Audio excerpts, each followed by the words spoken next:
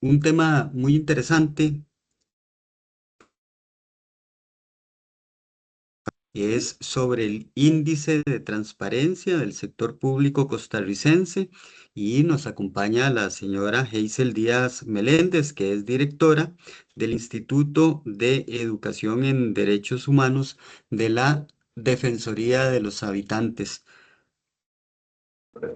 Muy buenas tardes, doña Hazel. Muy buenas tardes, tengan todas y todos. Bueno, primero, este es un espacio que siempre he valorado muchísimo. Desde hace muchos años le damos seguimiento a lo que hacen las comisiones de valores en general en el país y especialmente porque sentimos que son aliados en el trabajo que hacemos, no solo desde la Defensoría, sino en general desde la institucionalidad pública en general, por generar una gestión pública íntegra, pero además una gestión que responda a la naturaleza del servicio público, a la atención de las necesidades de las personas. Esta vez voy a compartirles una presentación que precisamente lo que busca es como hacer un recorrido por el tema del índice de transparencia, que es, yo le digo así, el pretexto, porque el tema que está detrás es el rol que juega la transparencia en los entornos democráticos y de gestión pública, ¿verdad? Que es un poco eso lo que también está detrás de este tema. Voy a empezar pues un poco hablando de por qué le entramos al tema de la transparencia y eso yo estoy segura que ustedes lo tienen más que clarísimo, pero que siempre es importante recordar cuál es el sustento, cuál es la base de cualquier trabajo que se haga en este campo. Luego les voy a comentar pues algunas acciones que históricamente hemos tomado, cómo nos ha ido con esas acciones para llegar a la última propuesta de medición del índice de transparencia que en un plan piloto se efectuó a finales del año pasado. Bueno, primero contarles que definitivamente pongo para empezar, digamos, dos visiones que conocemos muy bien ambos, digo yo, la institucionalidad, pero también la sociedad civil en general. Lo primero es cómo deberíamos comportarnos, cómo deberíamos interaccionar, ¿verdad?, con las personas en relación con lo que hacemos en la gestión pública, pero lo segundo es cómo nos ven las personas, ¿verdad? Y que tampoco podemos evitar referirnos a eso porque creo yo que si hacemos el ejercicio de ponernos ese sombrero, digo yo, de usuarios de servicios públicos, ¿verdad? No solo de funcionarios y funcionarias públicas, sino de usuarios, pues nos habrá tocado en algún momento alguno de estos temas, ¿verdad? Empiezo con ese deber ser que me encanta y es un voto pues muy famoso, era el voto en materia de transparencia de la Sala Constitucional, que ha sido reiterado, donde habla de la obligación de las organizaciones colectivas del derecho público, de los entes públicos, de ser verdaderas casas de cristal en cuyo interior puedan escrutar y fiscalizar a plena luz del día todos los administrados.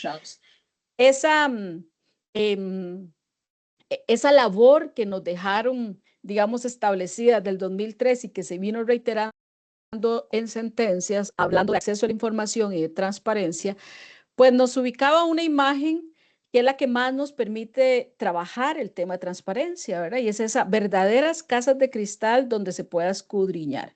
Ahora, y no en pocos casos, y lo vamos a ver, la gente dice, bueno, pero no todo se puede ver, hay datos personales, datos sensibles que hay que proteger, etcétera, ¿verdad? Información estratégica para la administración, pero definitivamente la gestión de la información al interno de las instituciones pasa hasta por eso, ¿verdad? La casa de cristal tiene que saber que tiene que establecer sus habitaciones, digámoslo así, que son habitaciones resguardadas donde, digamos, exista información que pueda llegar a ser, que debamos tutelar. Pero bueno, esa función, ¿verdad? Llevada en la práctica o por lo menos propuesta por la Sala Constitucional, cuando se revisa el accionar público y cuando se revisa o se fiscaliza qué es lo que hacen las instituciones, pues nos encontramos con un escenario diferente.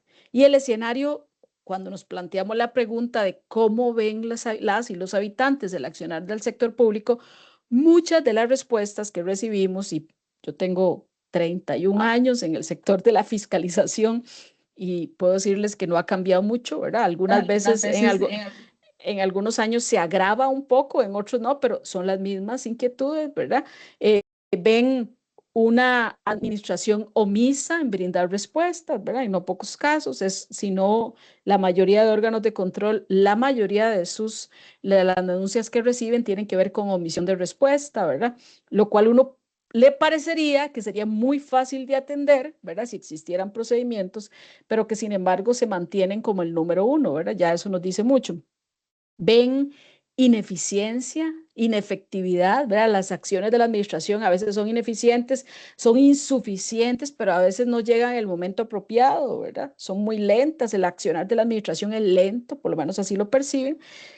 Se denuncia mucho maltrato ciudadano, entendido como un maltrato en el servicio, en la prestación del servicio, ¿verdad? La gente denuncia, aparte de que no me brindaron el servicio, me tratan mal, ¿verdad? Me tratan mal y eso me genera también un malestar, una frustración, pero además ve doblemente violentado mi derecho y hablan de poco transparente. Y es muy interesante cuando hablamos de esto porque se generan lo que le llamamos percepciones de corrupción. Ustedes saben que en no pocos casos la corrupción en las mediciones, aparte de lo que uno podría llegar a pensar que son comprobaciones judiciales ya hechas a partir de sentencias de actos de corrupción, pero en otros casos se mide mucho por percepciones, ¿verdad? Entonces la gente siente que es poco transparente, que el accionar de la administración, o sea, no saben cómo se hacen las cosas, no saben en qué se gasta la plata y cuando dan cuentas no siempre son insuficientes. Eso genera, ¿qué genera? Pues por supuesto que lo que nos va a generar es algunos elementos, algunas conclusiones que definitivamente debilitan el institucional de la democracia, que hacen que estemos también todos nosotros siempre y constantemente, y más en los últimos años, pensando en si lo estamos haciendo bien o no y que debilita el accionar propio de la institucionalidad. ¿Y es por qué? Porque se va generando una falta de credibilidad de las personas en las instituciones y se genera una percepción de la corrupción. O sea, la gente no en pocos casos habla de instituciones que son, y lo voy a poner entre comillas, muy corruptas, pero cuando usted pregunta, pero ¿por qué corruptas? O sea, ¿usted tiene alguna prueba de ello? No, pero a mí me dijeron que mi tío le dijo a mi prima y una prima mía y un amigo de mi prima le dijo que el otro, que a este funcionario les cobró, que aquello pasó, ¿verdad? Entonces se van generando acciones de no confiar y en muchos casos de frustración frente a la respuesta institucional, ¿verdad? Trabajar con esto requiere muchas cosas, trabajar con estas percepciones que cada vez son más grandes, requieren hacer revisiones a lo interno de las instituciones, requiere revisar los modelos de gestión, requiere revisar los modelos de rendición de cuentas, de participación de la gente, pero también de transparencia. Y es, o sea, ¿cómo informo yo lo que estoy haciendo? ¿Qué sabe la gente de mí? Y así lo resumo un poco, ¿verdad? Cuando salimos a la calle y preguntamos por algunas instituciones, sigue la gente sin saber qué hacen o sin conocerlas ni siquiera, ¿verdad? Entonces, ¿cómo me comunico yo con mis usuarios? ¿Qué saben de mí y qué saben de cómo trabajo? ¿Verdad? Esa transparencia. Esa transparencia está irremediablemente asociada, y traigo esto solamente porque es importante siempre tenerlo en cuenta, con un derecho, y es el derecho de acceso a la información pública, ¿verdad? Este derecho ha sido reconocido como fundamental en el combate a la corrupción y se ve como un pilar, digamos, de los primeros que hay que trabajar dentro de la administración, o sea, cómo generamos que las personas sepan qué hacemos con los recursos públicos, pero además cómo gestionamos. No solo qué hacemos, sino cuándo lo hacemos, cómo lo hacemos, por qué tomamos X decisiones. Y precisamente hacer ese encuadre y ese enlace de la transparencia con el acceso a la información es importante. ¿Por qué? Porque el acceso a la información es un derecho humano, ¿verdad? Y como tal, el acceso a la información devenga de los estados una serie de derechos y de, o sea, perdón, de deberes, deber de acción y devenga de las personas, pues derechos de exigir esas acciones, ¿verdad? El acceso a la información es un derecho humano derivado de la libertad de expresión y que se ha ido consolidando en la jurisprudencia internacional en materia de derechos humanos en las cortes. Entonces, digamos que se ha ido decantando muy bien qué es y qué no es. La Declaración de Principios sobre la Libertad de Expresión habla de algo muy interesante. Nuevamente, nombra como el principio número 4 asociado a la libertad de expresión el acceso a la información en poder del Estado. Dice que es un derecho fundamental de las personas y los estados están obligados a garantizar el ejercicio de ese derecho. Entonces, de una vez le devuelve y le dice, no, Estado, no es solo reconocer el derecho, sino haga algo, tome acciones para que usted reconozca y las personas puedan ejercer efectivamente ese derecho. Pero no, vamos más allá. Los principios de Lima sobre derecho de acceso a la información ya hablan de que el acceso a la información es un derecho de las personas, dice, y al mismo tiempo una exigencia en una sociedad democrática. Esto lo que nos dice es que en ninguna sociedad democrática podríamos estar hablando de una sociedad construida con valores donde se considere que la información es mía, entiéndase del Estado, de la administración, y las personas no tienen derecho a saber nada. Es un derecho tanto de quienes lo ejercen en forma activa, dice, como de quienes esperan recibir la información. Entonces ahí va decantando todavía más, ¿verdad? Y llegamos a la Relatoría para la Libertad de Expresión, que en uno de sus informes establece esto que me parece lindísimo, la verdad es que siempre lo usamos, dice, la información pertenece a las personas. La información no es propiedad del Estado y el acceso a ella no se da por una gracia, por un favor de un gobierno, ¿verdad? El Estado y las instituciones públicas están comprometidos a respetar y garantizar el acceso a la información, ¿verdad? Entonces ahí ya establece la obligación del Estado de promover una cultura de transparencia. Promover una cultura de transparencia implica también no solo revisar el accionar de toda la gestión pública, pero también establecer canales mediante los cuales nosotros podamos hacer efectiva esa transparencia, podamos también exigir esa transparencia y podamos evaluar los niveles de transparencia que la institucionalidad pueda estarnos proponiendo, ¿verdad? Bueno, entonces ahí un poco generamos una definición de transparencia que vamos a ver qué pasa y que nos permite desagregar, ¿verdad? ¿Por qué esto es importante? Porque hay temas, hay principios, podría decirlo casi en un régimen democrático, hay principios que a veces se diluyen porque la gente los vacía de contenido. Yo siempre tengo la costumbre cuando hago charlas presenciales y demás de decirle a las personas, bueno, levanten las manos, ¿quién cree en la transparencia? Todo el mundo levanta la mano. Levante la mano que tiene un compromiso serio con la transparencia, ojalá líderes políticos, todo el mundo levanta la mano. Levanta la mano y cuando vamos desagregando, ¿verdad? ¿Quién brinda información clara sobre lo que hace? Bueno, ¿qué es clara para usted? ¿Verdad? Ya empezamos ahí. Tal vez eso sí, eso no, porque eso no tengo por qué decirlo. ¿Quién informa sobre las regulaciones que tiene? O sea, ¿qué le regula? ¿Cómo se autorregula? Pero además, ¿cómo se regula, digamos, desde el punto de vista de la institucionalidad pública y del ordenamiento jurídico, ¿verdad? Bueno, eso no es importante que la gente lo sepa. Ah, ok. ¿Quién informa sobre cómo toma las decisiones?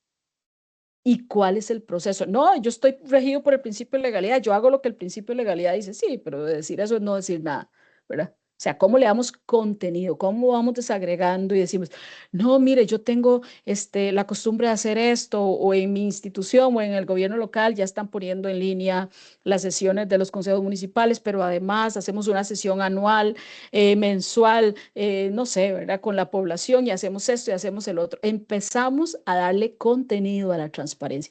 Eso es lo que nosotros en su momento, por lo que apostamos y quisimos hacer.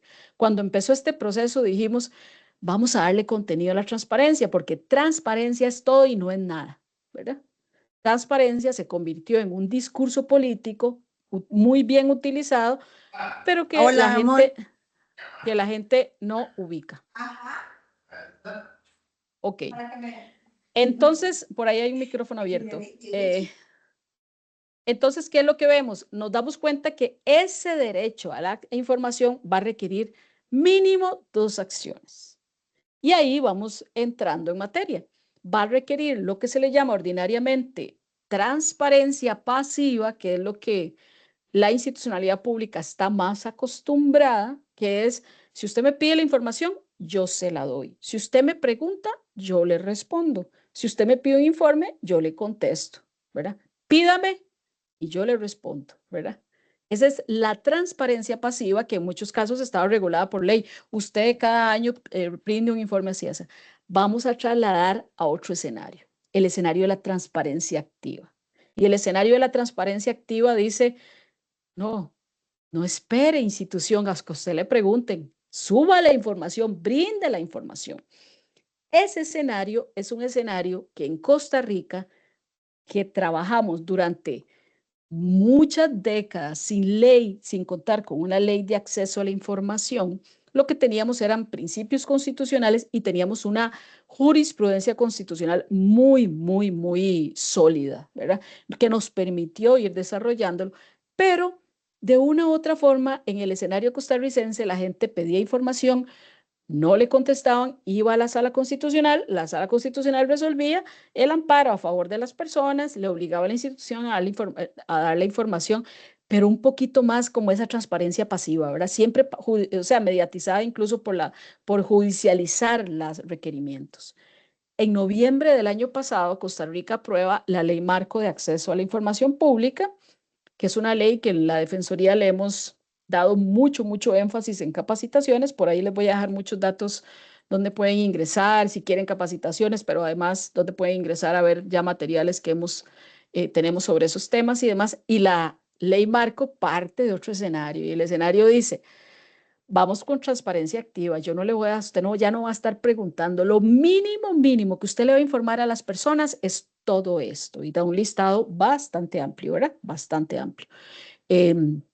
Bueno, entonces quiere decir que ese escenario, digamos, que ya venía persiguiéndonos, ¿verdad? Se consolida ahora a finales, bueno, a finales del 2025.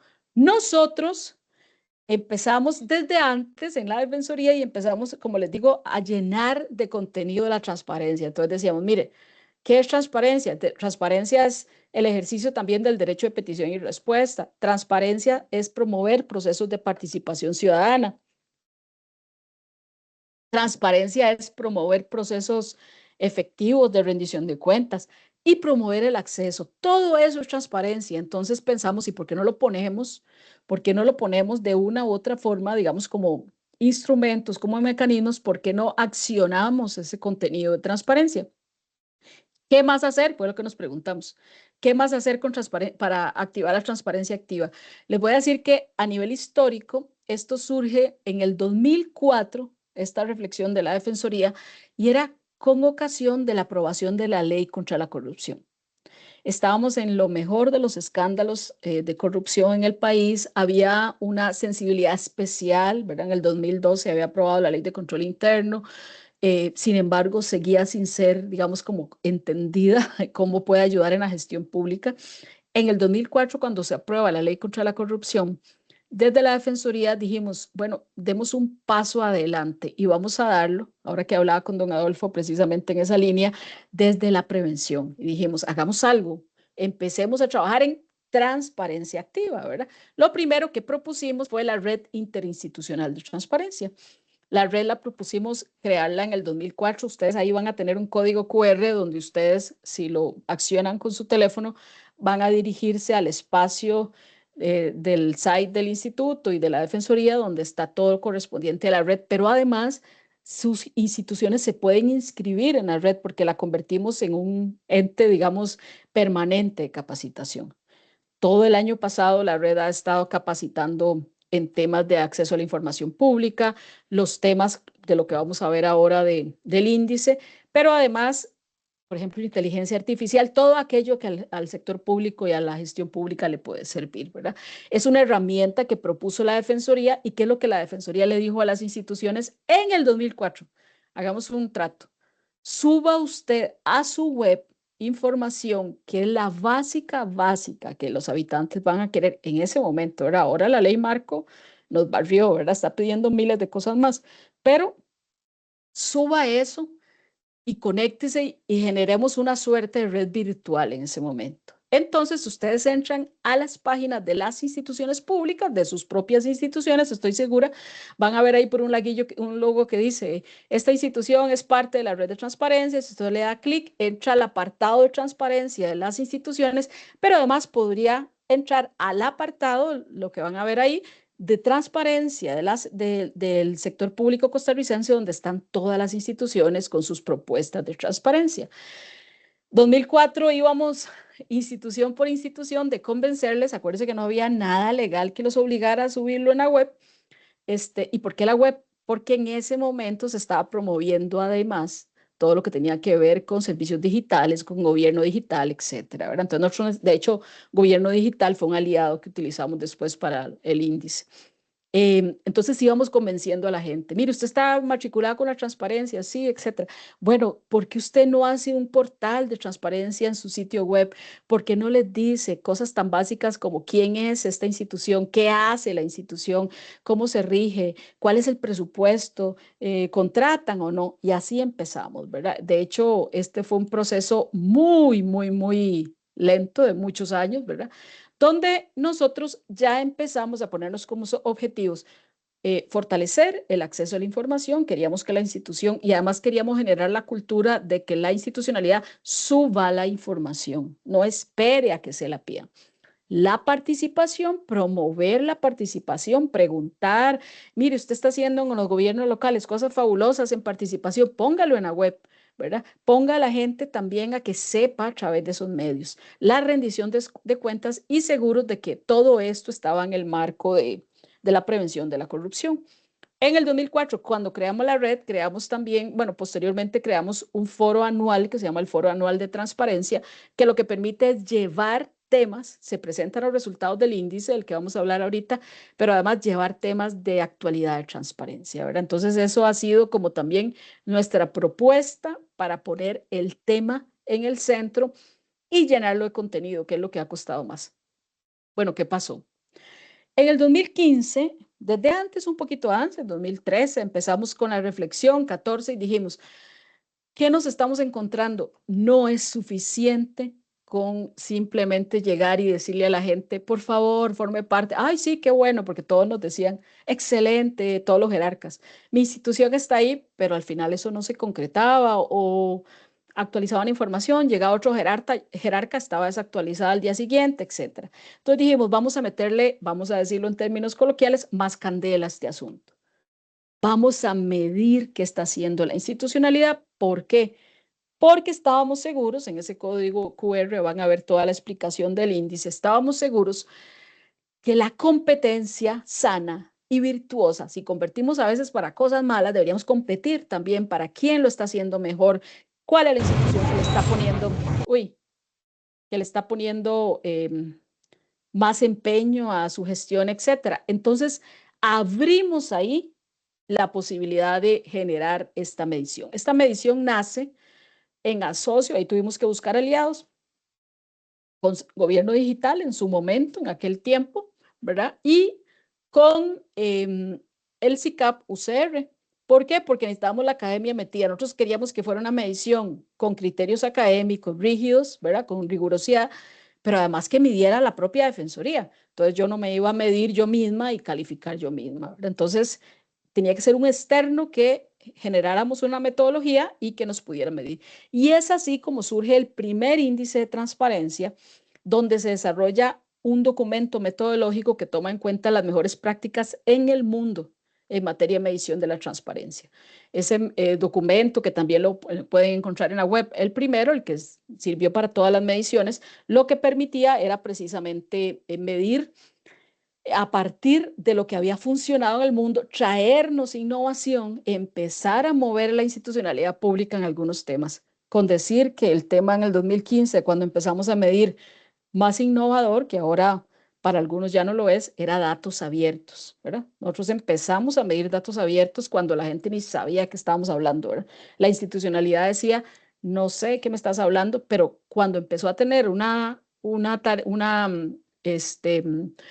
nota negativa empezó a ocuparse, ¿verdad?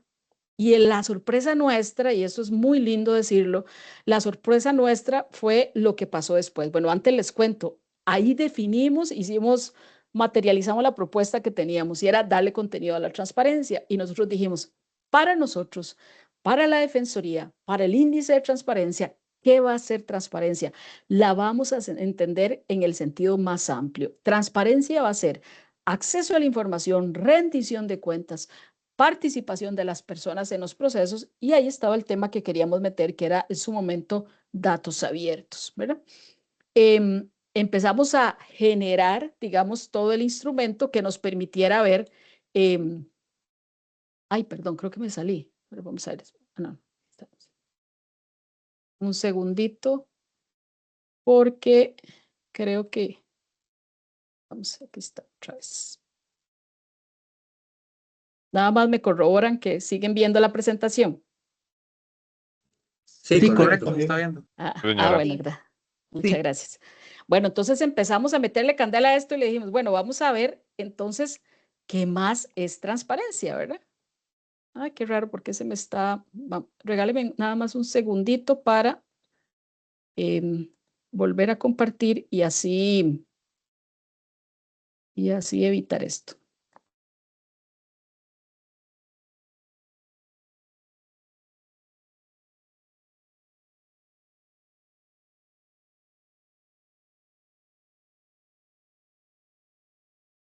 Acá en este impasse, recordarles el registro de asistencia, ahí está en el chat compartido ese Google Forms para que ingresen y completen la información. Gracias.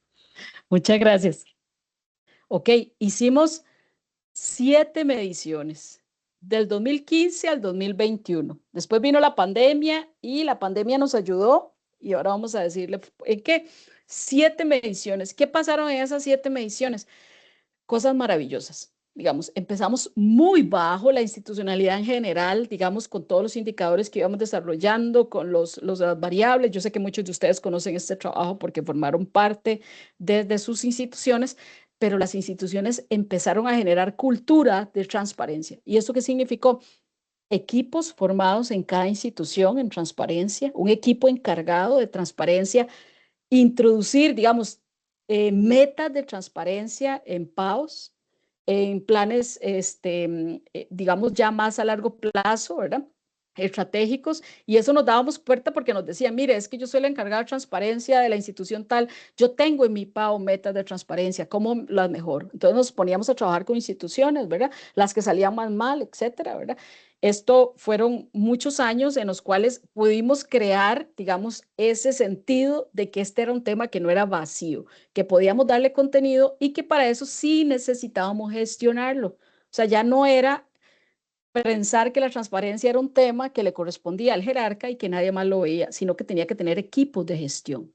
Equipos de gestión que involucraban, digamos, en muchos casos, porque la gente a veces decía, eso miden en la web, igual los de informática son los responsables, pero entonces cuando, no, eso no tiene que ver con informática vamos a utilizar elementos digitales, pero aquí intervienen todos, aquí intervienen los que producen la información, en contratación, en presupuesto, etcétera, ¿verdad? Entonces, ahí se fueron conformando equipos, unos muy exitosos. La gente, les voy a decir, las últimas veces las instituciones, digamos, qué sé yo, tenían, recuerdo en los primeros lugares, 91.5 y llegaban a presentarnos un reclamo por el punto 5, ¿verdad? No, es que quiero que revisen, yo tengo 92, no 91.5. Y los primeros lugares se consolidaron con instituciones que estaban trabajando muy bien en esto, muchos recursos le metieron, el Poder Judicial en su momento, el OIJ le metió muchos recursos, que en paz descanse don Walter,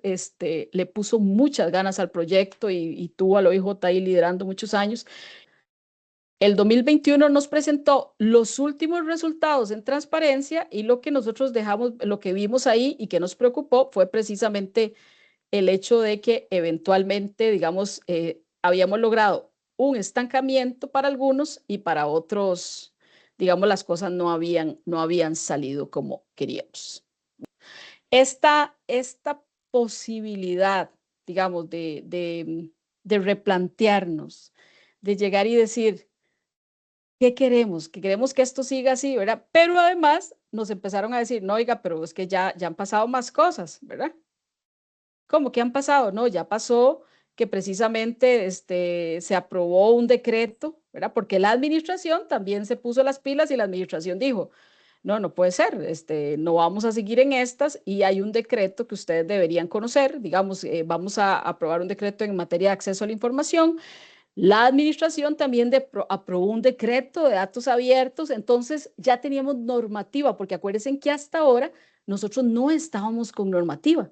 Nosotros lo que estábamos haciendo es simplemente, estábamos trabajando con pedirle nosotros desde los criterios, digamos, iniciales que se habían planteado, lo que nosotros pensábamos de una u otra forma que era lo que debería considerarse dentro de un escenario de transparencia, ¿verdad? Entonces, claro, ahí también para efectos nuestros fue como decir, bueno, vamos a seguir con esto, vamos a pedir otros criterios y fue donde vino la revisión. Lo que quiero mostrarles, que es lo que estoy aquí jugando, es en presentarles aquí está, los resultados, los promedios nacionales con los que quedaron 2021. Ojo con eso, teníamos 7 mediciones ya. Y el promedio anual de la institucionalidad costarricense en el índice era de 38 puntos de 100. Nosotros llegamos a medir 254 instituciones, que es el promedio que terminamos los 7 años. ¿Por qué nosotros sentimos que, digamos, el promedio era bajo? Porque cada vez se metían más elementos. Esta fue la última medición y se hizo en pandemia. En pandemia, la información que se brindaba bajó montones, ¿verdad? Mucha gente se fue, bueno, la mayoría estuvieron teletrabajando, etcétera. Entonces, digamos que se debilitó el acceso a la información en varios. Entonces, esto se vio reflejado en la última medición. Sin embargo, esto era un promedio que se venía trabajando por ahí, donde teníamos la dimensión de acceso a la información de 58 puntos de 100, que nos decía que la institucionalidad tenía ya la costumbre de generar el acceso, pero aquí mucho tenía que ver con los recursos de amparo. Era el resultado de toda la tutela de los derechos y los recursos de amparos que se generaban. La rendición de cuentas era un problema, ¿verdad? En los 7 años fue un problema. ¿Por qué? Porque las instituciones públicas decían, no sé cómo rendir cuentas. O sea, hay escenarios, digamos, más formales, que es el informe de gestión, cosas de estas, pero ya cómo lograr rendir cuentas, digamos, de forma más participativa, abierta, siempre fue un problema. Y el segundo problema fuerte, fuerte, fuerte que se mantuvo los 7 años fue cómo se registraba participación ciudadana. De hecho, es la nota más baja a los 7 años. Y era, ¿por qué? Porque no hay cultura yo no digo de no tener espacios de participación, porque estoy segura que la mayoría de las instituciones públicas tienen, de sistematizar, digamos, lo que se hace en participación ciudadana. No había cultura de esto, ¿verdad? No había cultura de generar propuestas para que la gente participara, más que, digamos, cuando se salió el decreto, usted refiere a eso, ¿verdad? Entonces ahí algunas instituciones empezaron a generar acciones bien interesantes, ¿verdad? Muy interesantes. Bueno, recuerdo cuando les decía de los primeros lugares, cuando el OIJ dijo, bueno, es que cómo hago yo participación a partir de lo que yo tengo, mi información es tan densa, a los periodistas solo les interesa los índices de criminalidad, etcétera. Bueno, entonces ellos empezaron por inventar un café al mes que lo hacían abierto, que la gente podía llegar y hacerles preguntas. Luego sesiones, el Poder Judicial entró con sesiones en regiones y cada uno, digamos, fue generando nuevas acciones, ¿verdad? Un podcast por allá, ahora hay cosas más modernas, ¿verdad? Pero siempre fue un tema complejo. Y luego los datos abiertos que nosotros sabíamos que iban a salir mal porque estaba el país apenas empezando, ¿verdad? Con eso. Bueno, entonces nosotros decidimos, este es el momento, vamos a revisar, vamos a parar aquí en el 2020, bueno, en el 2022 no hubo medición, vamos a parar y revisar esto. Revisemos qué fue lo que hicimos con el índice hasta ahora, cómo está la institucionalidad y hagamos una nueva propuesta, que es el índice de transparencia 2.0, que es el que ahorita entró a regir desde finales del año pasado. ¿Por qué una nueva metodología? Porque esta metodología ahora sí tiene que estar alineada irremediablemente con la Ley Marco de Acceso a la Información Pública. Ahora le contaba a Adolfo que la medición última, que todavía no podemos hacerla oficial porque nos falta ahí corroborar algunos datos, pero viene bien bajita, bien bajita. ¿Por qué? Porque la institucionalidad pública todavía no ha puesto su sitio web conforme a lo que estableció la Ley Marco de Acceso Público, de acceso a la información pública. Luego viene la Ley General de Contratación Pública, ¿verdad? Por ahí los decretos de datos abiertos que hay. Luego viene también, porque tenemos que decirlo, actualizamos, eliminamos algunas menciones que hacíamos, alguna información que pedíamos que sentimos que tal vez no era tan necesaria y nos lo dijeron así las mismas instituciones, y incorporamos elementos nuevos. Así como en su momento datos abiertos fue nuestra bandera para innovar por ahí, esta ahora es inteligencia artificial. Empezamos a meter algunas preguntas de medición de cómo la institucionalidad está respondiendo, si está usando IA ya, especialmente ahorita en atención de usuarios de los servicios, ¿verdad? Si le explica a las personas, mire, usted está usando qué sé yo, este servicio se le está dando y fue una IA la que resolvió, etcétera, ¿verdad? Digamos, lo básico, ¿verdad? Apenas estamos sondeando. 2025 fue, 2025 fue de sondeo en materia de uso de IA que se puede poner mejor conforme el tiempo pase.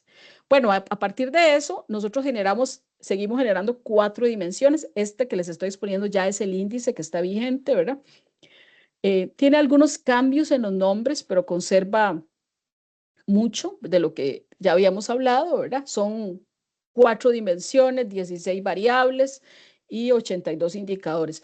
En información institucional estamos evaluando todo lo que tiene que ver con información general que define y describe a las instituciones públicas, disponibilidad de herramientas para acceder a contenidos, para conocer condiciones especiales, etcétera, ¿verdad? Esto es, decimos nosotros, quién soy y qué hago.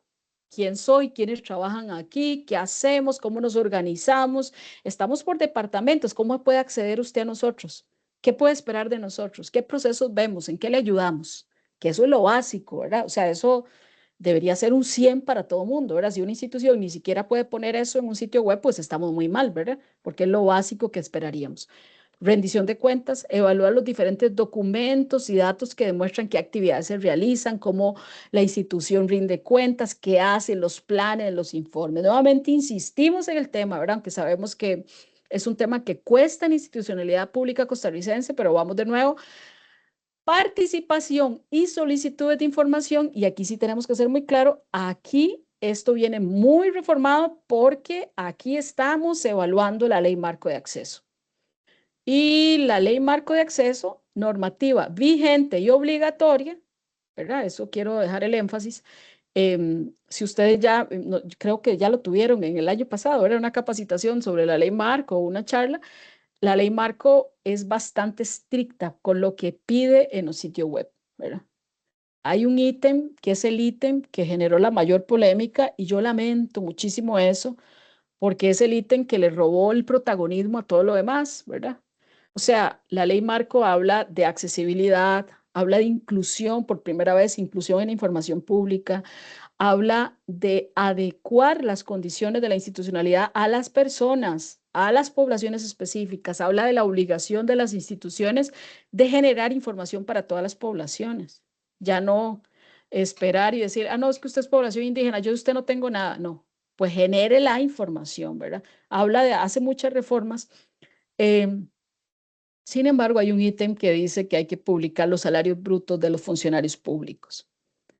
Y mucha de la discusión que se dio en muchas instituciones fue centrándose en el pleito interno de cómo hacían para traerse abajo que no se publicaran los salarios.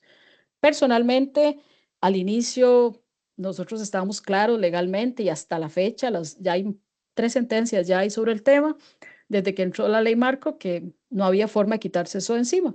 O sea, sí lo hacía la ley, pero además la Sala de la Cuarta lo había dicho desde el año 2003 para acá. Viene diciendo, ese es un dato público, ni le invente, la seguridad, todo lo que usted quiera, es un dato público. Tendrían que reformar la ley o ni vía reglamento, que no se ha hecho, no existe reglamento todavía para la ley marco. Entonces estaba como obligación legal. El problema con eso fue que eso generó mucha controversia en muchas instituciones que simplemente se olvidaron del resto. Y el resto era lo más importante, ¿verdad? Era cómo adecuar sus sistemas, qué iban a publicar, cómo iban a informar, etcétera. Se hicieron, hay instituciones que han hecho cosas impresionantes, ¿verdad? Que todavía es, mire, estamos adecuando esto, ¿qué les parece? Y nos mandan pruebas, muy bien, pero hay otras que todavía no saben que existe ley marco de acceso y que es vigente y que establece responsabilidades ahora individuales. Antes era el jerarca, etcétera, ahora son individuales. Pero ahora yo puedo solicitar un procedimiento contra un funcionario que me negó una información pública, entonces cambian las reglas. Entonces aquí el índice es muy estricto, debo decirlo. Se hace el check que hace la ley.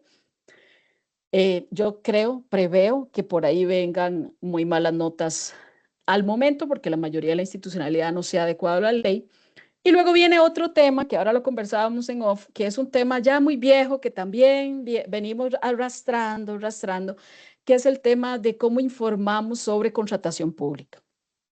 ¿Por qué? En los foros diferentes que tuvimos en la red de transparencia, donde todas estas cosas se analizaron una por una, ¿qué pasaba? La gente nos decía, el funcionario nos decía, es que yo no tengo por qué informar de contratación pública, para eso existe SICOP, ¿verdad? Entonces yo le decía, perfecto, ok. Entonces yo, digamos que soy cliente suyo, o sea, yo soy su usuario.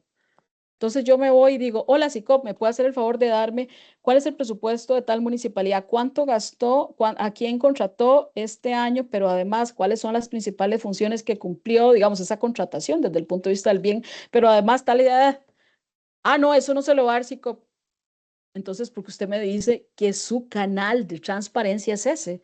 El SICOP es un sistema muy valioso, muy importante en materia de transparencia a nivel general, pero es un sistema donde uno pues, puede captar alguna información, tiene trazabilidad, ¿verdad? Usted puede captar ahí alguna trazabilidad de las gestiones, pero es mentiras que inicialmente estaba pensada para solventar el nivel de transparencia, digamos, de la relación de transparencia entre una institución específica y las personas. Para eso no está hecho, ¿verdad? Si no, todos invitados, los que no lo, digamos, no tienen que hacerlo por trabajo, pero si no, cualquier otro que entre al psicólogo para que vea cómo le va. Ahora hay una propuesta nueva que yo esperaría que tenga algunas cosas. Me dijeron que tiene un portal de datos que están abriendo.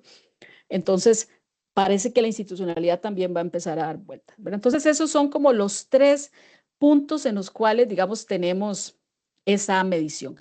Pero además le agregamos 3 cosas más muy interesantes que no las tenían los índices pasados, los 7 anteriores. Además de evaluar la institución, que eso lo hace el SICAP, no lo hace la Defensoría, yo no evalúo sitio web.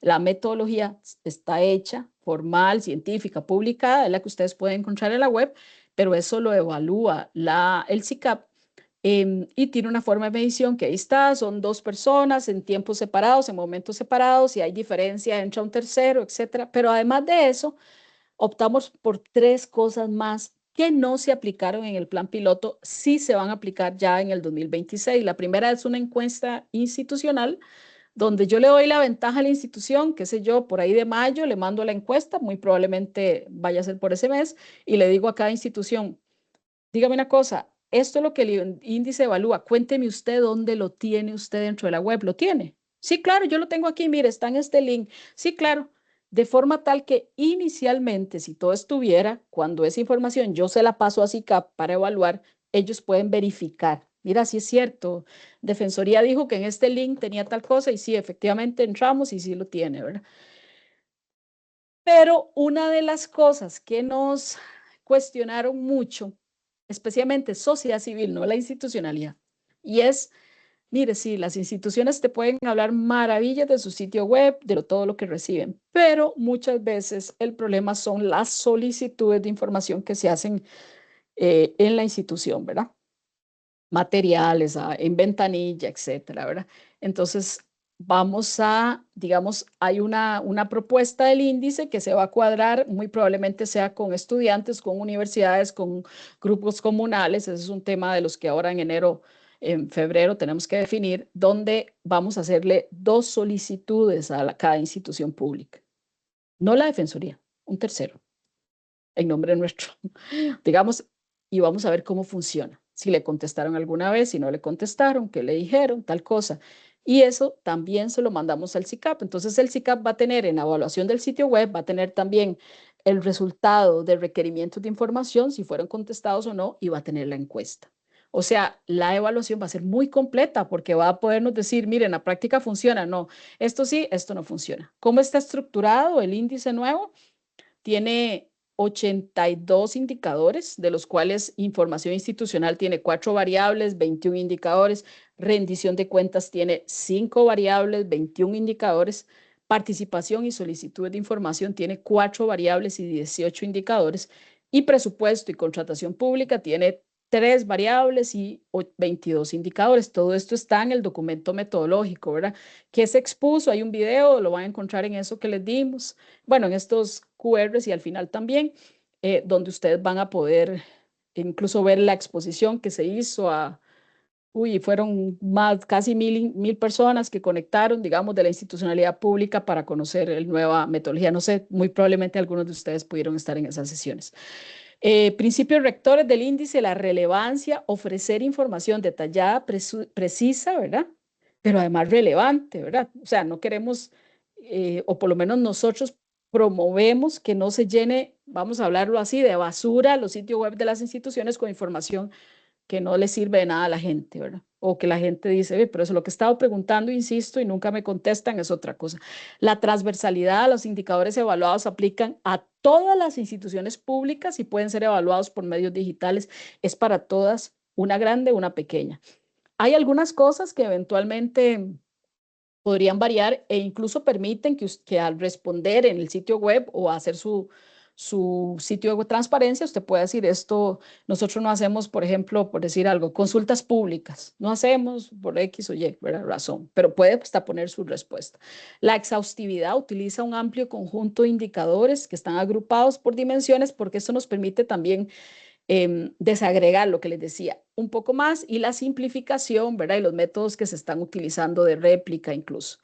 ¿Y cómo debe aplicarse el índice? ¿Qué le pedimos nosotros al SICAP, UCR, a los consultores, al consultor principal y a los otros que aplicaron el índice y lo hemos hecho todas?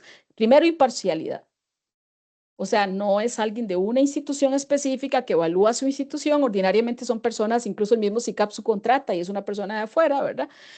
Lo segundo es anualidad, se aplica anualmente. Precisión, bueno, y con la anualidad quiero agregarles algo, la ley marco de acceso nos puso una labor que nos dejó muy contentos, pero a la vez es mayor obligación, y es que una de las obligaciones de la institucionalidad pública ahora es que anualmente tiene que rendir un informe sobre acceso a la información, lo sabrán ustedes.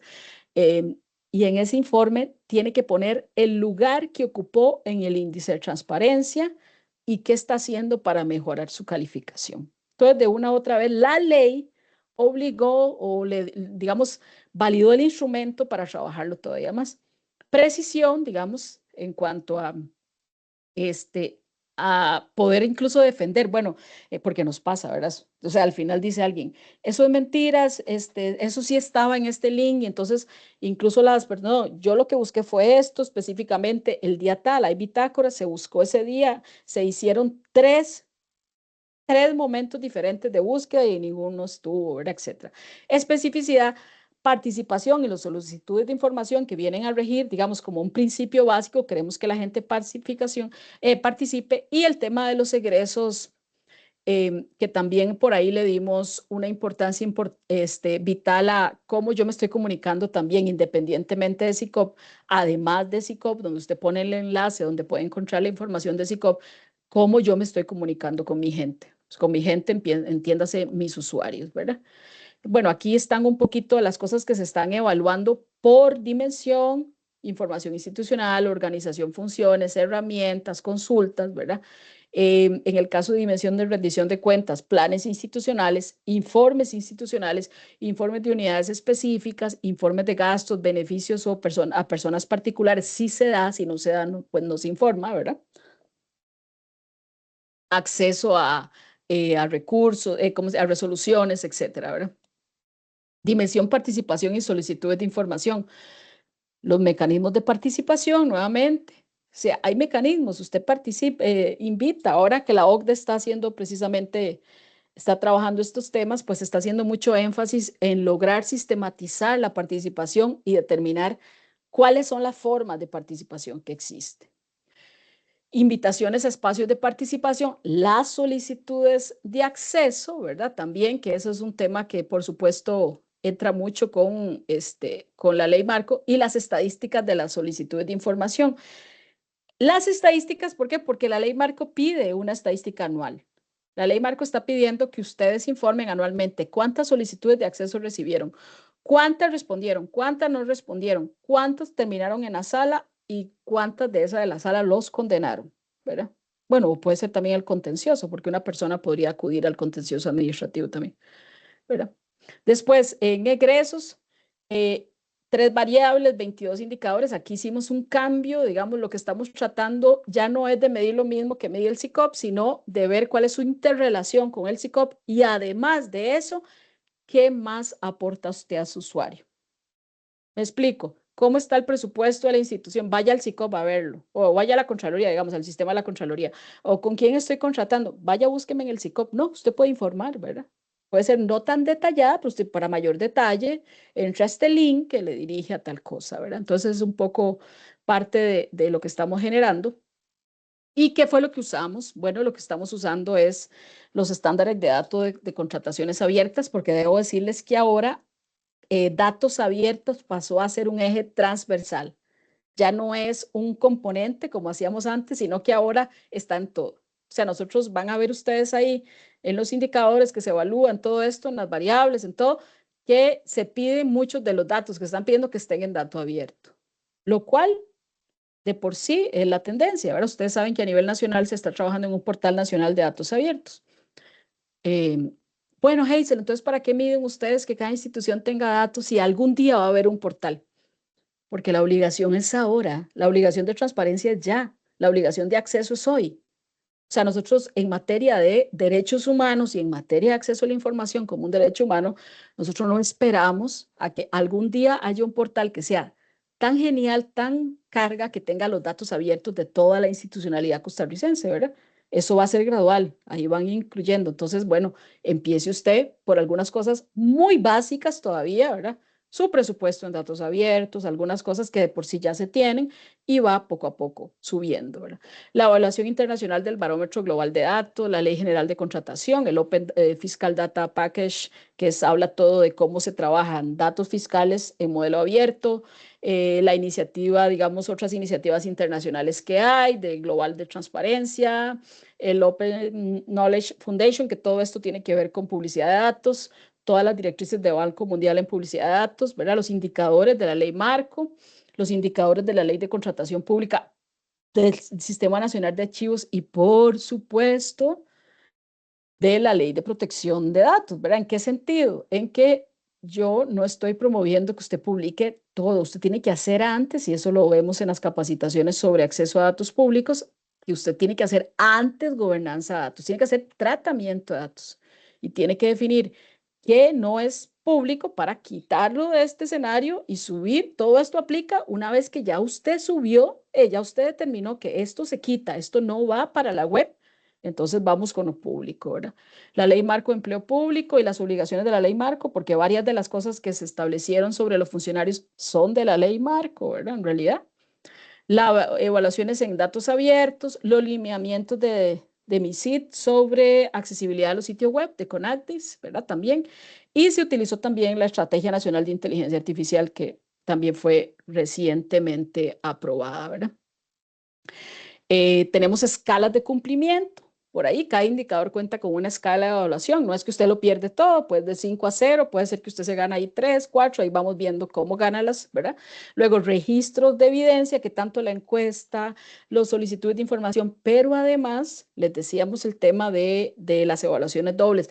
Los evaluadores dejan bitácoras, ¿verdad? Entonces cuando recibimos apelaciones, nosotros decimos, bueno, vamos a ver, saque la bitácora de tal institución que está apelando porque dice que el día que le hicieron la evaluación, que quiere saber exactamente qué día fue, porque el sitio web sí estaba funcionando y alguien dice, no, estaba caído. Entramos 3 veces, sitio web caído, pues 0, no se puede evaluar, ¿verdad? No, es mentira, sí estaba. Entonces, ¿cómo logramos? Todo eso tiene trazabilidad, ¿verdad? Y bueno, el plan piloto que iniciamos, ¿verdad? Fue un plan piloto donde quitamos las cosas más complejas que eran la encuesta y las información, el requerimiento de información, y le aplicamos la metodología nueva a 100 instituciones que algunas, por lo menos, ¿cuántos fueron? 30, 35 fueron voluntarias que dijeron, yo quiero, aplíquemelo a mí. Las otras fueron elegidas, ¿verdad? De acuerdo, digamos, a las últimas mediciones. Y a esas instituciones les aplicamos la metodología, ¿para qué? Para ver el comportamiento de la metodología. O sea, queríamos saber qué tanto sí, qué tanto no. Ese es el resultado que les decía yo y que les explicaba que todavía, digamos, ya se tiene, pero que estamos depurándolo porque hay que presentarlo públicamente antes de compartirlo en cualquier espacio, ¿verdad? Porque hay que dárselo también a la institucionalidad, especialmente por el afán que tienen las instituciones este, por conocerlo, ¿verdad? Esto es como una cosa de, bueno, ¿qué pasó? ¿Cómo me fue? ¿Verdad? Y algunos casos, pues, puede ser que la noticia no sea tan favorable en cómo me fue, ¿verdad? Aquí están las instituciones del plan piloto, aquí está en código QR donde ustedes pueden encontrarlas con detalle, ¿verdad? Van desde el Bambi, Recope, la JASEC, la compañía, el Banco Popular, la empresa de Servicios Públicos, RAXA, JUPEMA, el Sistema Banca para el Desarrollo, Correos, Colegio de Abogados, Colegio de Ciencias Económicas, universidades, y ahí van de todo, autónomas, caja, municipalidades, ministerios, ¿verdad? Digamos que incorporamos digamos, un bagaje de todas las instituciones, ¿verdad? Estas fueron a las que se les aplicó la metodología por eso les digo que es muy reciente, en el mes de noviembre y la primera semana de diciembre de 2025, ¿verdad? ¿Y ahora qué sigue? Lo que sigue es esto, la presentación de los resultados del plan piloto, que con mucho gusto en el momento que tengamos la fecha, yo se las comunico con Adolfo para que ustedes puedan conectarse. Es una conexión abierta. Después vienen las sesiones con instituciones que requieran capacitación, ¿verdad? Nosotros abrimos un proceso durante todo el año donde, qué sé yo, una municipalidad, un ministerio, una institución autónoma nos dice el ICE por allá, bueno, con el ICE hay un trabajo que se hace, la institución por allá, bueno, mire, queremos mejorar, en esto nos sacamos tanto, qué fue lo que faltó y empezamos a trabajar, ¿verdad? Con todas las instituciones, esto genera em, gestión de la transparencia a lo interno y acompaña mucho a los funcionarios. Ahora que hablábamos, ¿dónde veo yo, dónde ubico a las comisiones de valores? Ubico dentro de sus competencias, pero ubico empujando estos procesos. Es interesante cuando en la misma institución alguien dice, oiga, vio que nos sacamos tal cosa y qué pasa y cómo podemos ayudar, podemos mejorar en algo, etcétera, ¿verdad? Entonces, ahí todos van convirtiendo esto en un proyecto colectivo. Luego damos capacitaciones generales, hay una agenda de capacitación de la Red Interinstitucional de Transparencia sobre diversos temas que también perfectamente pueden participar. Y luego ya viene el envío de la encuesta institucional, que para eso hay un enlace por institución que nosotros tenemos registrado que cada jerarca nos dio de transparencia. Cada institución pública tiene un enlace de transparencia. A las capacitaciones pueden ir, a todo es, ¿verdad? Todo es abierto. El enlace ya es como el oficial donde yo le digo a la institucionalidad, mire, si yo le voy a remitir la encuesta institucional, se la remito a quien este es mi representante, ¿verdad? Que a veces pasa que el enlace no sabe qué es enlace, ¿verdad? Y lo nombraron porque nos ha pasado, o que la persona que lidera el proceso de transparencia en la institución no es el enlace, ¿verdad? Esas cosas pasan y pues ahí las vamos como conociendo, resolviendo. Vamos a hacer esos requerimientos de información y viene la medición 2026. La medición ya 2026 es para todo el sector público y probablemente se genere ya esta va a ser antes para tener tiempo, para los meses de junio, julio, ¿verdad? Por ahí nosotros estamos informando ya las mediciones cuando salen, ¿verdad?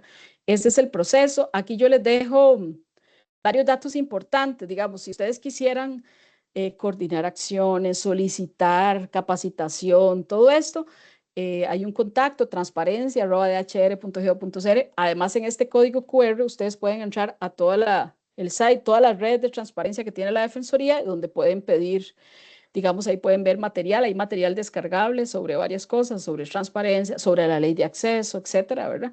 Y pues yo quedo a la orden, ¿verdad? En todo momento, es el trabajo que además lo disfruto mucho y que quedo a la orden si alguna institución quiere, digamos, generar alguna acción puntual, quiere capacitación, quiere saber cómo ayudar, pues quedamos abiertas para recibir toda esa información. Muchísimas gracias y pues Si existieran consultas, aquí anotando, con mucho gusto.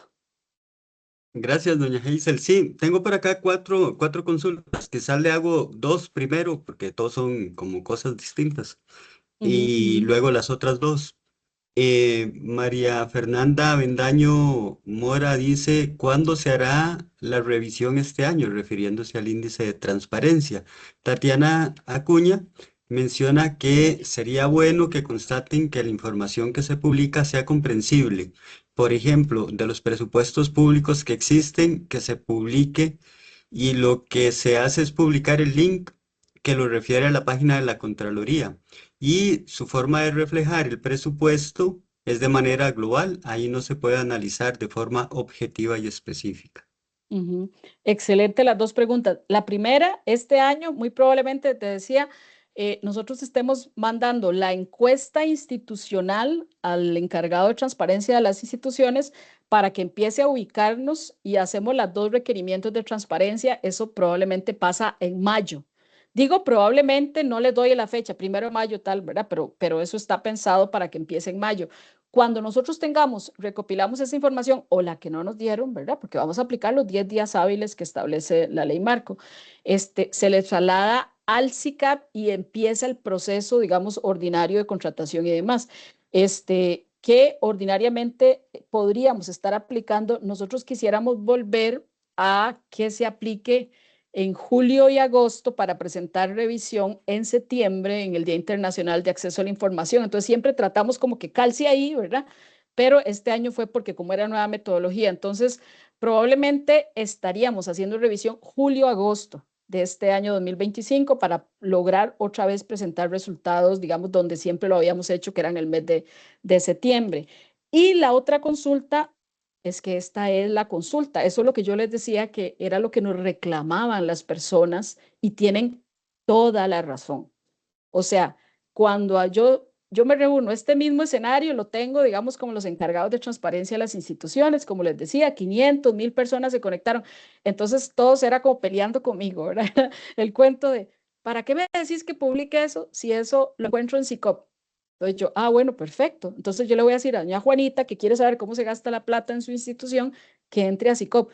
Te pregunto, ¿va a ser suficiente? Doña Juanita le da un clic y ahí está. No, no, tanto no. Eso es lo que no hemos logrado y eso es lo que habla la ley marco. Es el acceso a la información, pero real. El acceso a la información que sea comprensible, donde yo pueda decirle a una persona que si entra a buscar los datos, dice, mira, el presupuesto que me dieron es este, le voy a contar en estas 4 tablitas en qué lo dividí. En contratación voy a usar este presupuesto y de ahí voy a hacer obra pública o voy a hacer esto. Fácil que se entienda, voy a hacer calles, voy a hacer lo que sea. ¿Verdad? Si usted quiere más detalle, porque puede ser un investigador social, puede ser un fiscalizador, bueno, conéctese aquí y aquí encuentra, digamos, las propuestas que hicimos de contratación, etcétera, o el presupuesto en la Contraloría. Pero lo que no queremos es que se rompa el vínculo entre los usuarios de los servicios y las instituciones, que pregunten y que les contesten de forma comprensible, porque recibir un PDF con una información financiera puede ser para muchas personas, si no la mayoría, es como no recibir nada, ¿verdad? Entonces al final uno dice, bueno, y al final sí, lo que quería hacer, abrir información, no lo estás haciendo, ¿verdad? Tal vez para las personas que tienen mayor conocimiento sea más fácil, ¿verdad? Buscarlo, para otros no, ¿verdad? Entonces, eso estamos detrás de eso, como decís, y eso es una de las cosas que más nos interesa trabajar, ¿verdad? No sé si hay alguna otra consulta por ahí. Sí, otras dos Ajá, que están en el chat. Una dice, es como un comentario para que usted se refiera. Pueden publicar los salarios, pero asociados a una clase, un puesto. Si lo ponen asociado a una persona, esto podría ocasionar persecución o extorsión. Y otra, un comentario de Andrea Quiroz de Setena, perdón, el anterior fue de don Jorge Arce. Esta es de Andrea Quiroz de Setena, que dice que ellos estuvieron interesados en participar en el plan, pero que no les llegó la información que quería consultar sobre eso. ajá. Bueno, en la primera, no. Le explico, porque esto lo tuvimos en todos los niveles, o sea, esta duda no fue duda de que fue de los funcionarios públicos rasos, no, esto fue desde los magistrados hasta funcionarios de todos los niveles, de todas las instituciones que preguntaron sobre el tema de los salarios. Le voy a dar la respuesta legal, después la respuesta contextualizada es otra. La legal es: perfectamente puede publicar su nombre, número de cédula y su salario bruto y no están violando ninguna ley. Esta pregunta me la hicieron, por dicha estaba conectada a la misma directora de protección de datos, lo que le dijo, no, y yo aclaro, aprovecho para aclarar, tiene razón Hazel. No, la Yo jurisprudencia creo es que entonces clara. no. Ahora, ¿qué es lo que pasa, digamos? Entonces, usted no puede dejar de leer el entorno, ¿verdad? Sí, extorsión, todo lo que usted está diciendo, seguridad. Entonces, yo lo que les decía es, hay dos opciones que la institucionalidad pública y especialmente el Poder Ejecutivo debería estar manejando, porque es el que tiene la papa en la mano. La primera es el reglamento de la ley. Sigue sin existir. El reglamento a la ley pudo haber aclarado algo, ¿verdad? Aun cuando la ley fue tan clara que puso salarios brutos, nombre y salarios brutos, ¿verdad? Lo puso clarísimo, pero por ejemplo, por ahí. Y la otra es una reforma legal, ¿verdad? Entonces, modifiquen la ley, presenten un proyecto de ley por reforma. Bueno, vamos a presentar un amparo. Perfecto.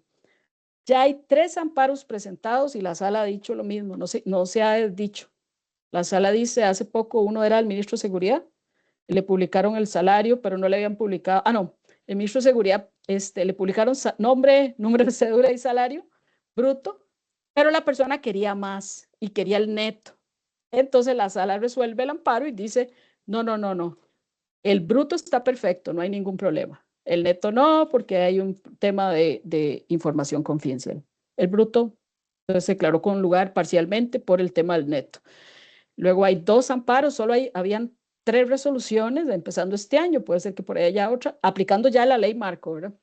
Y las otras 2 eran contra gobiernos locales.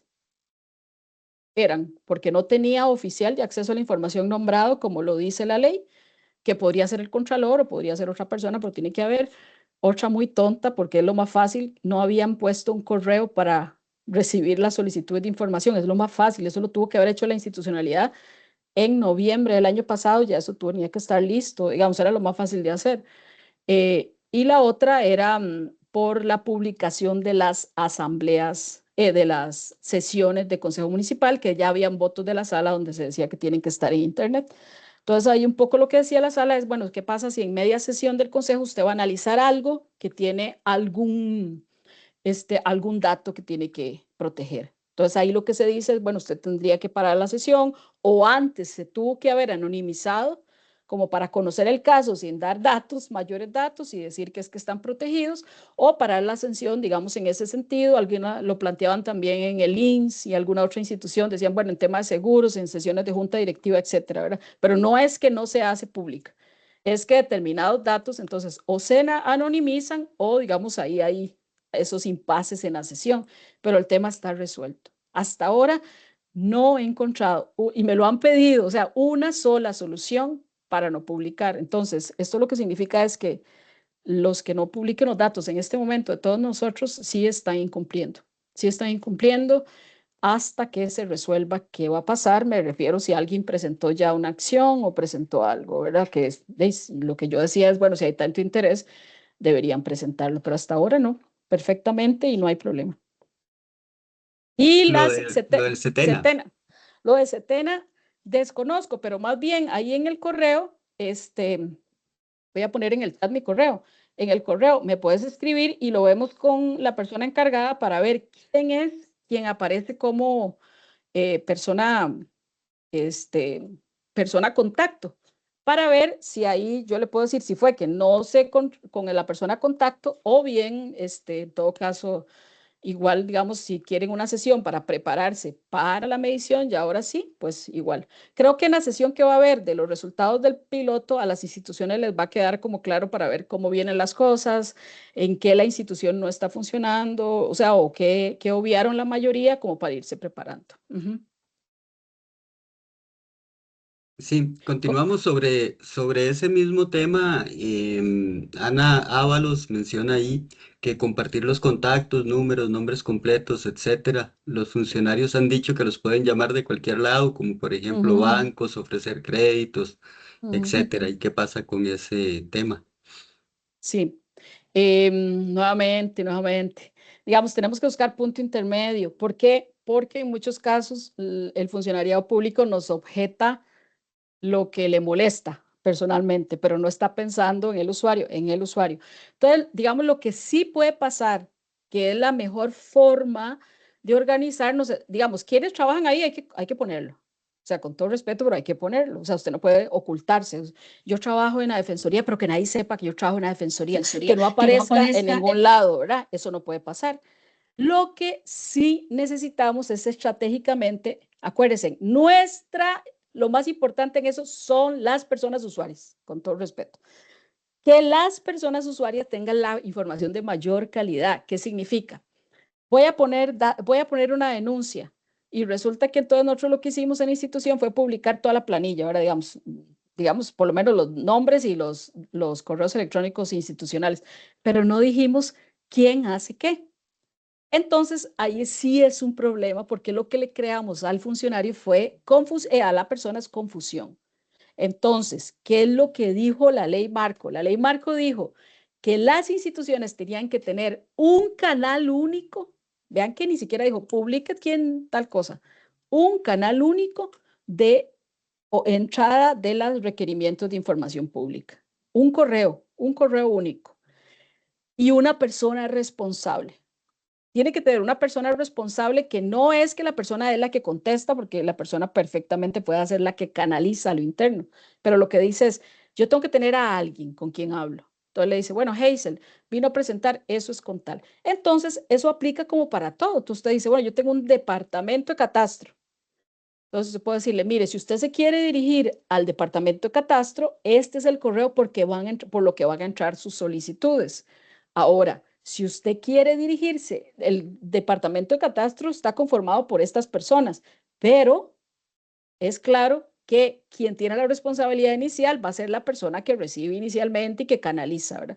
Soy el jefe del departamento, entonces esto se lo va a pasar a tal, por decir cualquier cosa en cualquier institución, ¿verdad?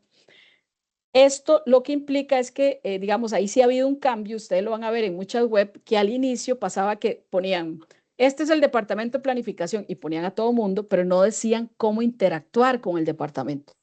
Lo que necesitamos con los usuarios es cómo interactuar. Entonces ahí sí, mire, usted si quiere referirse a nosotros, planificación arroba tal, ¿verdad?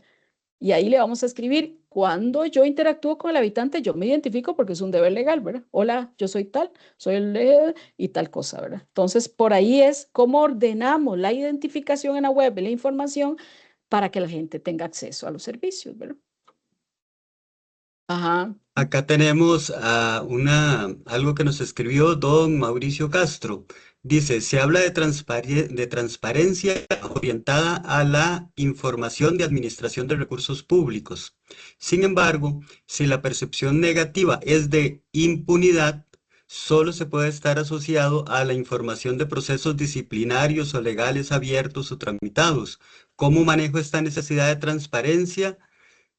de transparentar, perdón, algo que no se puede divulgar? La impunidad no está en dimensiones, variables ni indicadores. Y también consulta, el concepto de transparencia se basa en lo que es o en lo que se percibe. Puede haber disposición de apertura a la información, pero las personas no la usan o no lo saben. Esto debe definir las herramientas para su análisis. Ujú.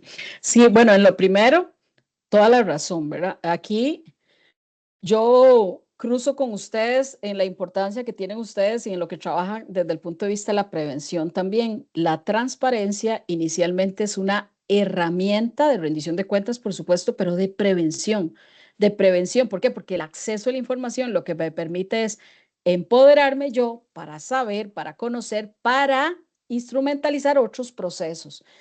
Lo que usted habla ya es prevención, detección y sanción en materia de corrupción, ¿verdad? Que son los tres ejes de los que habla la Convención Internacional y la ley y demás.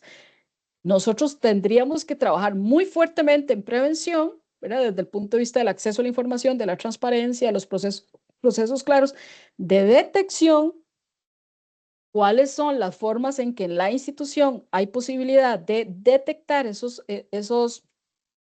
acciones, pero además temas como quién denuncia, protección del denunciante, que hay una ley de protección del denunciante, pero además internamente la protección de las personas testigos de casos de corrupción, etc. Y de sanción.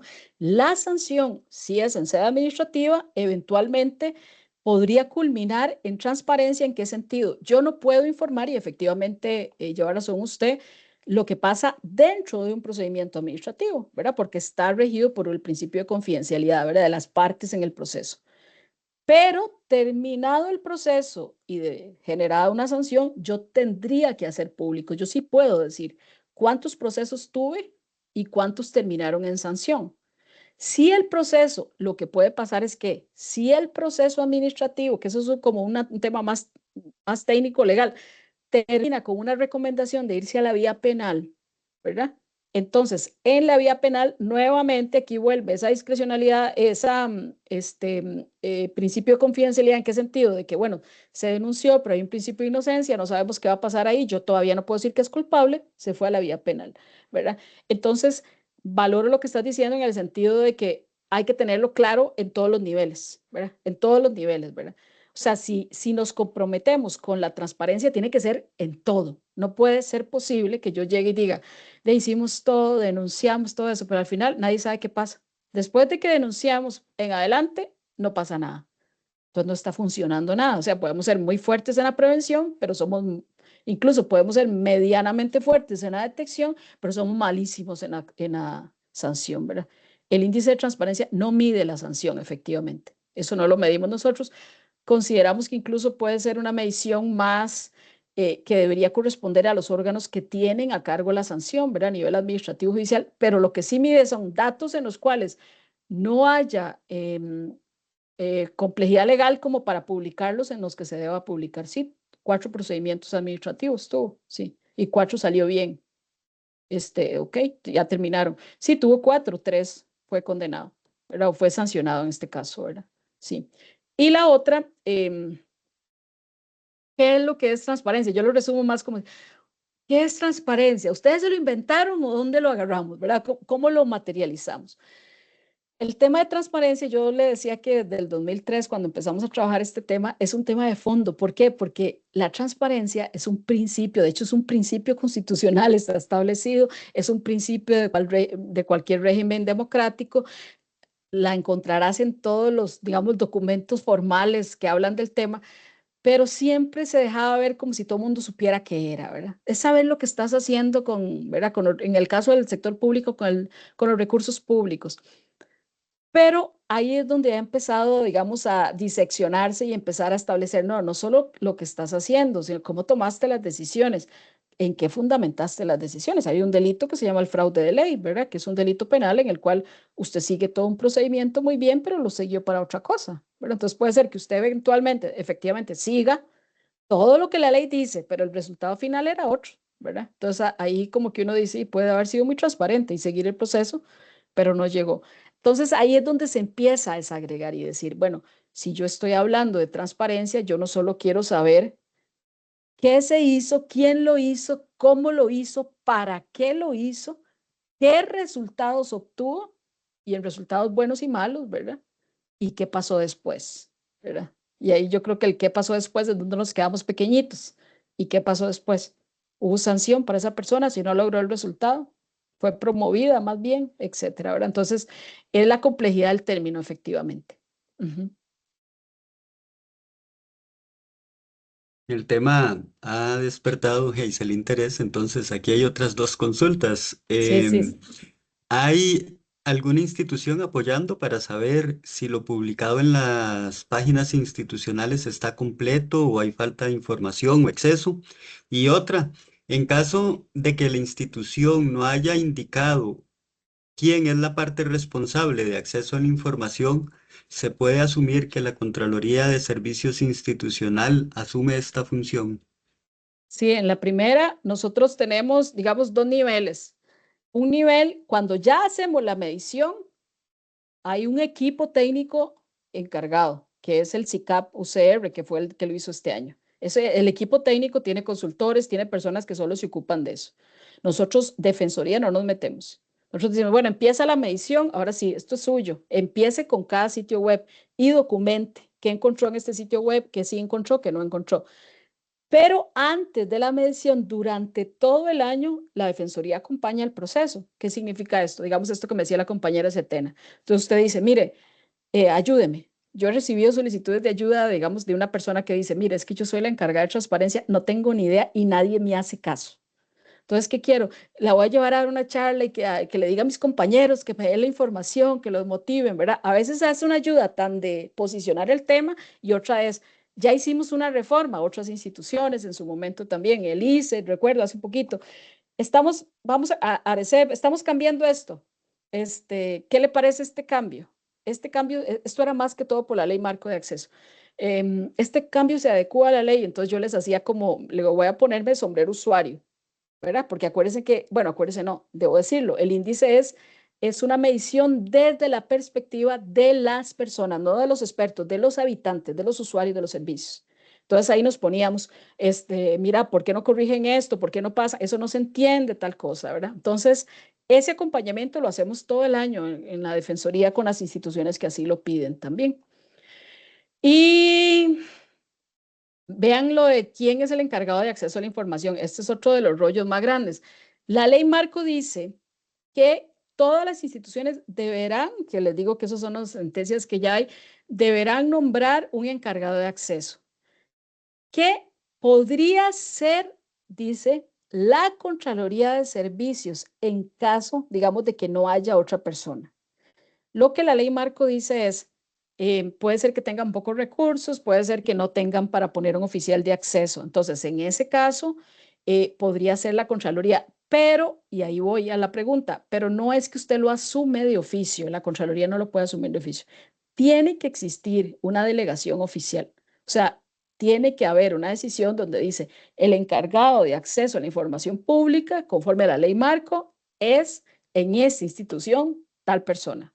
Y esto lo decidió tal. No es que la Contraloría dice, hey, nadie lo asumió, voy a hacer yo. Y no lo hagan, por favor. Y les voy a decir por qué. Porque la ley marco tiene sanciones muy graves para el encargado de acceso a la información que no cumple con su deber. Entonces, si usted se pone y usted dice, soy yo, claro que sí, que me lleguen a mí, ¿verdad? Y cuando le dice, bueno, ya presentó el informe anual, ya presentó las estadísticas, presentó las acciones de mejora, todo eso que tienen que hacer una vez al año. No, nadie me dijo eso. No, digamos que hay que obligar también al que la jefatura, que la jerarquía decida y que ponga a una persona, porque además eso ayuda a que le den soporte, que le den recursos, ¿verdad? Acá complementó don Kenneth López al respecto de Ujú, que, bueno, además no en todas las instituciones sí. se tiene Contralorías de Servicios.